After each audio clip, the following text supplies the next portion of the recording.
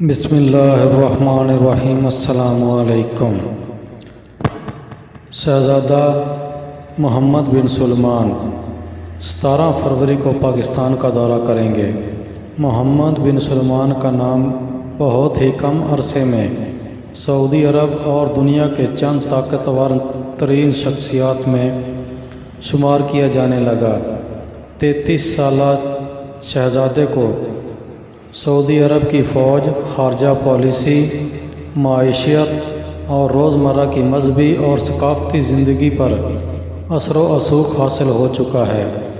محمد بن سلمان نے کرپشن کے خلاف اپنی ریاست میں مہم شروع کی، جس سے سعودی خزانے میں $100 ارب سے زائد رقم جمع ہوئی۔ محمد بن سلمان کی زندگی کے کچھ ایسے پہلو جن سے تمام لوگ واقف نہیں ہیں۔ شہزادہ محمد بن سلمان خادم حرمین شریفین شاہ سلمان بن عبدالعزیز کی تیسری اہلیہ کے سب سے بڑے بیٹے ہیں، اور انہوں نے زندگی کا زیادہ وقت اپنے والد کے زیر سایہ گزارا ہے۔ انہوں نے ریاض کی سعودیہ کنگ یونیورسٹی سے قانون کی ڈگری حاصل کی، جبکہ وہ اپنے والد کے لیے کئی طرح کے مشیروں کے کردار ادا کر چکے ہیں۔ انہیں واٹر اسپورٹس جیسی واٹر اسکیننگ پسند ہیں، جبکہ آئی فونز اور ایپل کی دیگر ڈیوائسز کو استعمال کرتے ہیں۔ اس طرح جاپان ان کا پسندیدہ ملک ہے، جہاں وہ اپنے ہنی مون پر بھی گئے۔ غیر ملکی جریدے نیو یارک ٹائمز کو سعودی شاہی خاندان کے ایک رکن نے نام ظاہر نہ کرنے کی شرط پر یہ بتایا کہ محمد بن سلمان کو ہمیشہ اپنے عوامی کردار کے بارے میں فکر رہتی ہے۔ یہی وجہ ہے کہ وہ تمباکو نوشی اور رات گئے باہر گھومنے سے گریز کرتے ہیں۔ انہیں مہنگی اشیاء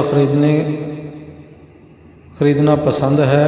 اس حوالے سے برطانوی روزنامہ انڈیپینڈنٹ کی 2016 کی ایک رپورٹ کے مطابق انہوں نے جنوبی فرانس میں تعطیلات مناتے ہوئے ایک روسی تاجر کی کشتی کو پسند کر لیا، اور پھر اسے 50 کروڑ یورو اب کے پاکستانی 78 ارب پاکستانی روپے سے زائد میں خرید لیا تھا۔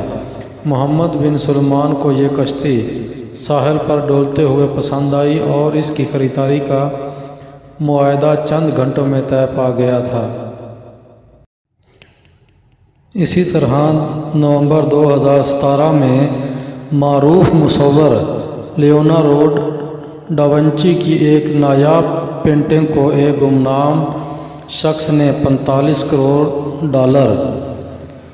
یعنی کہ 48 ارب پاکستانی روپے سے زائد میں خریدا تھا، اور اس طرح یہ فن مصوری کا سب سے مہنگا شاہکار قرار پایا تھا۔ دسمبر 2017 میں انکشاف ہوا کہ اس پینٹنگ کو خریدنے والا کوئی اور نہیں بلکہ سعودی ولی عہد شہزادہ محمد بن سلمان تھے۔ برطانوی روزنامہ دی گارڈین کے رپورٹ کے مطابق یہ انکشاف اس وقت ہوا جب امریکی انٹیلیجنس نے اس خریدار کو شناخت کیا تو معلوم ہوا کہ وہ سعودی ولی عہد ہیں۔ رپورٹ میں بتایا گیا کہ سلواتور مونڈی نامی اس پینٹنگ کے خریدار کی شناخت شہزادہ بدر بن عبداللہ کے نام سے ہوئی، جو ایک گمنام سعودی شہزادے ہیں جو سعودی ولی عہد کے قریبی دوست ہیں اور ایک کمیشن کے سربراہی بھی کر رہے ہیں۔ اس طرح دسمبر 2017 میں نیو یارک ٹائمز کی ایک رپورٹ میں بتایا گیا کہ سعودی ولی عہد نے فرانس میں موجود ایک قلعے کو $30 کروڑ سے زائد یعنی کہ پاکستانی 33 ارب روپے میں خریدا۔ دسمبر 2015 میں یہ رپورٹ سامنے آئی کہ اس گھر کو مشرق وسطیٰ سے تعلق رکھنے والے ایک گمنام خریدار نے $301 ملین سے زائد ادا کر کے خریدا، اور اس طرح مہنگے ترین پرانے گھر کا ریکارڈ ٹوٹ گیا۔ لندن کے پینٹ ہاؤس کے پاس تھا جسے $221 ملین میں فروخت کیا گیا تھا۔ پیرس کے قریب واقع یہ گھر 56 ایکڑ رقبے پر پھیلا ہوا تھا اور اس کا ڈیزائن 17ویں صدی کے محلات سے متاثر ہو کر تیار کیا گیا۔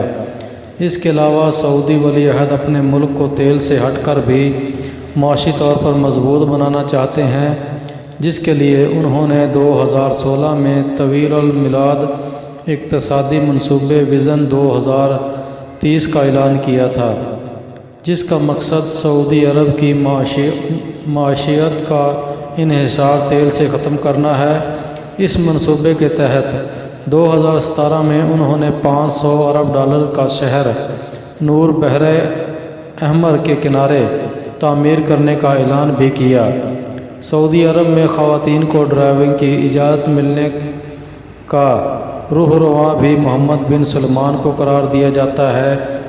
محمد بن سلمان کے دورہ پاکستان کو اہمیت کا حامل قرار دیا جا رہا ہے اور امکان ظاہر کیا جا رہا ہے کہ اس دورے سے پاکستان اور سعودیہ کے مابین تعلقات کو مزید فروغ ملے گا، جبکہ سعودی ولی عہد پاکستان میں بڑی سرمایہ کاری لائیں گے، جس کا پاکستانی معیشت پر مثبت اثر پڑے گا۔